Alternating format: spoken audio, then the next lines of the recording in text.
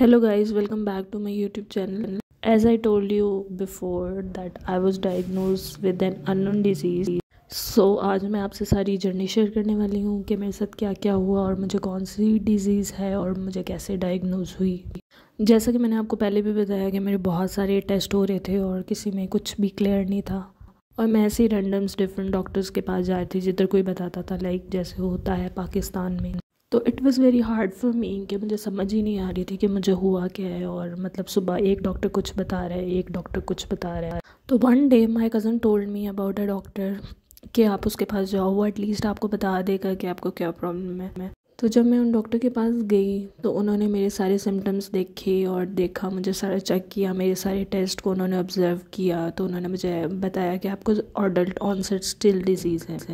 अच्छा, मैं सुन के बड़ी हैरान हुई क्योंकि मुझे इस बीमारी के बारे में कुछ भी नहीं पता था और मैंने नाम ही पहली बार सुना था। मे बी आप लोगों में बहुत सारे लोग होंगे जिन्होंने इसके नाम से फेमिलियर नहीं होंगे। और मुझे डॉक्टर ने कहा कि ये बहुत रेयर डिजीज़ है और कोई भी ऐसा टेस्ट अभी तक नहीं ऐसा जिससे ये डिजीज़ डिस्कवर हो सके। तो उन्होंने मुझे बताया कि आप एक डॉक्टर मतलब आप रूमेटोलॉजिस्ट के पास जाएँ। उन्होंने मुझे कॉन्टैक्ट नंबर दिया कि आप उनको विज़िट करें।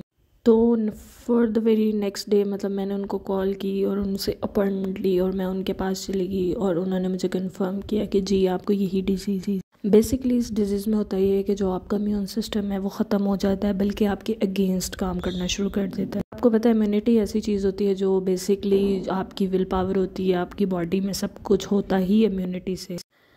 और इसके सिम्टम्स ये होते हैं कि आप को आपको बहुत रैंडम बुखार चढ़ना शुरू हो जाता है और कभी भी किसी भी ऑर्गन पे ये डिजीज़ आपके अटैक कर लेती है।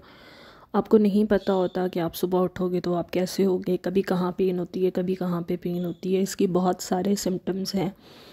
सनलाइट में आप नहीं जा सकते, आपको रैशेस पड़ जाते हैं, आप कुकिंग नहीं कर सकते क्योंकि ज़्यादा चूल्हे के आगे जाने से भी आपकी तबीयत ख़राब होती है। डॉक्टर ने मुझे बताया ये डिज़ीज़ बहुत रेयर है। हर साल 1 लाख में से मतलब एक इंसान को ये डिज़ीज़ होती है और इसका अभी तक कोई भी क्योर नहीं है। सिर्फ स्टेरॉइड्स या आर्टिफिशियल आपको वो इम्यूनिटी बिल्ड करने के लिए दिए जाते हैं, उससे जो है वो थोड़ा ये डिज़ीज़ कंट्रोल हो जाती है, लेकिन ख़त्म फिर भी नहीं होती। तक इस पे साइंस जो है वो रिसर्च कर रही है और ये जो है वो बहुत कभी सवेयर इसके स्पेल्स होते हैं, कभी डाउन हो जाते हैं और जो है ये लाइफ थ्रेटनिंग भी हो सकती है। इससे आपको स्ट्रेस और बहुत सारी जो है वो बीमारियां साथ आती हैं इस बीमारी। तो ये थी मेरी स्टिल डिजीज़ की जर्नी और उसके बाद क्या हुआ और क्या क्या ट्रीटमेंट्स